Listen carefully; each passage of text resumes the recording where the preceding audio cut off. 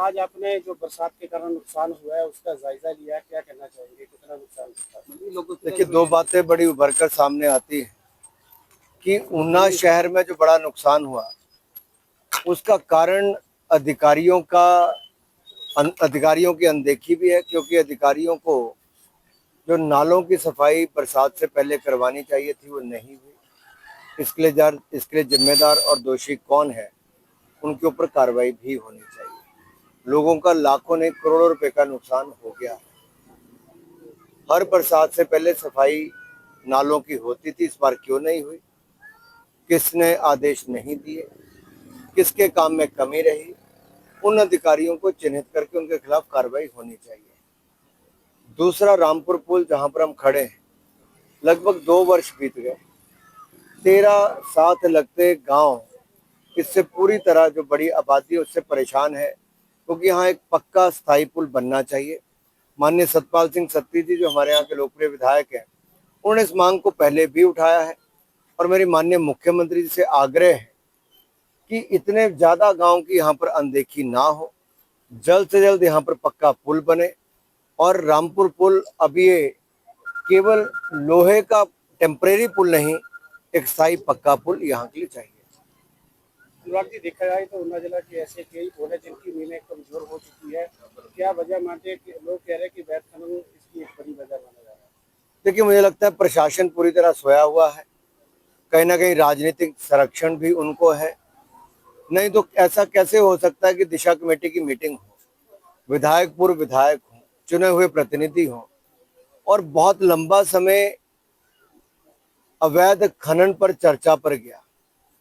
ये भी बातें सामने आई कि 80-80 टन के जो डंपर टाइप है वो चल रहे हैं, बड़े बड़े ट्रक चल रहे हैं, और इलीगल माइनिंग ने पूरे पंजाब को, हिमाचल से सारा सप्लाई यहाँ से हो रहा है। तो ऐसी कौन सी मजबूरी है कि अधिकारी कार्रवाई नहीं करते हैं? माइनिंग डिपार्टमेंट क्या कर रहा है? और पुलिस प्रशासन अगर कार्रवाई करता है तो ऊपर से आदेश आते हैं कि आपको कुछ नहीं करना है। तो आखिरकार ये कमाई किसके लिए की जा रही है? और जो आपने भी बात उठाई कि जो पुलों की नींवें भी अब खाली होती नजर आ रही हैं, 5-5 फुट गहरे यहाँ पर खड्डे चली गई, तो एक तरह से पुल की जो नींव है वही नंगी हो गई। तो इससे साफ पता चलता है कि खतरा एक नहीं अनेकों पुलों पर बनाता है। और ये तो बरसात हुई तो आपको थोड़ा बहुत यहाँ तक भरा हुआ दिख रहा है, तो बरसात के पहले के आप 2 महीने पुराने इसके वीडियो निकाल कर देखिए, ये 5-5, 6-6 फुट तक इसके नीचे तक नजर ही कुछ नहीं आता। तो खनन माफिया हिमाचल प्रदेश में कितना हावी है और सरकार कितनी कमजोर है। नींवें केवल पुलों की नहीं कमजोर हुई, सरकार की नींव भी अवैध खनन ने कमजोर कर दी। Sir, Rahul Gandhi election commission और केंद्र सरकार पर निशाना साध रहे हैं। मैं इतना ही कहूंगा, जिनके परिवार और पार्टी का पुराना इतिहास इलेक्शन कमीशन पर ही कब्जा करने का हो।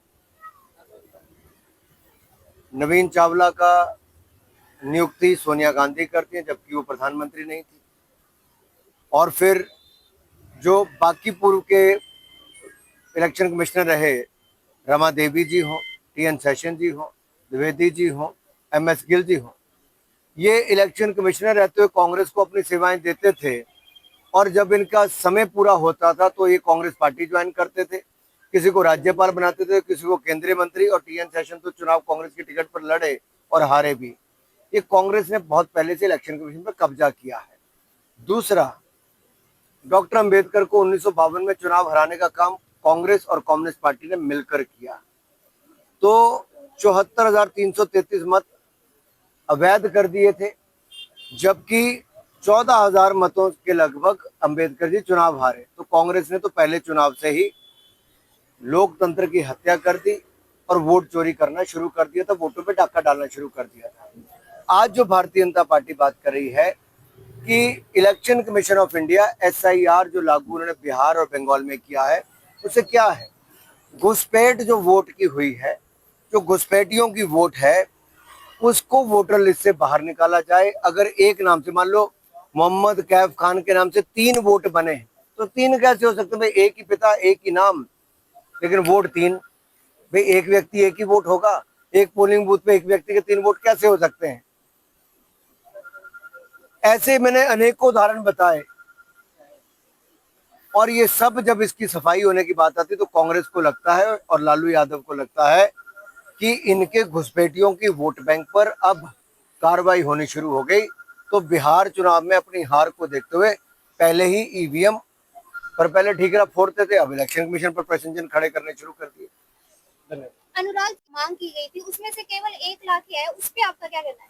देखिए, कांग्रेस का पुराना इतिहास है। आप 1 रैंक 1 पेंशन हम मांगते थे, जहां 1 लाख करोड़ रुपया खर्च होना तो कांग्रेस 500 करोड़ रुपए का प्रावधान करती थी, 1 रुपया भी खर्च नहीं करती थी। इसी तरह से ही ऊना जिले में रामपुर पुल बनाने के लिए जहां करोड़ों रुपए की मांग है, वहां 1 लाख रुपए बजट में प्रावधान करो, वो कभी खर्च होगा नहीं और न कभी पुल बनेगा।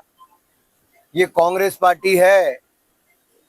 जब हम बना रहे हैं पुल, भारत सरकार की योजना से पैसे आते हैं, तो उनके फीते काटने के लिए, अपनी नेम प्लेट में नाम लगाने के लिए कांग्रेस के दिग्गज नेता भी यहाँ पर आ जाते हैं, अपनी फोटो खिंचवाते हैं, जबकि सारा का सारा पैसा भारत सरकार के द्वारा है। प्रधानमंत्री ग्रामीण सड़क योजना में भी यही हालत है, सारा पैसा केंद्र सरकार का है। अपनी नाम पट्टिका लगाने के लिए कांग्रेस के वरिष्ठ नेता आ जाते हैं। इससे दिखता है इनके पास अपना काम दिखाने के लिए कोई नहीं, और जो दूसरे का दिया पैसा है, भारत सरकार का, मोदी सरकार का पैसा जो हम लोग मेहनत करके लाते हैं, उस पे ये पट्टिकाएं अपनी लगाते हैं। अनुराग जी, जिस तरह से आम जनता का अगर मकान तैयार करना हो तो 5 लाख में 20-25 साल के लिए पक्का मकान तैयार हो जाता है, लेकिन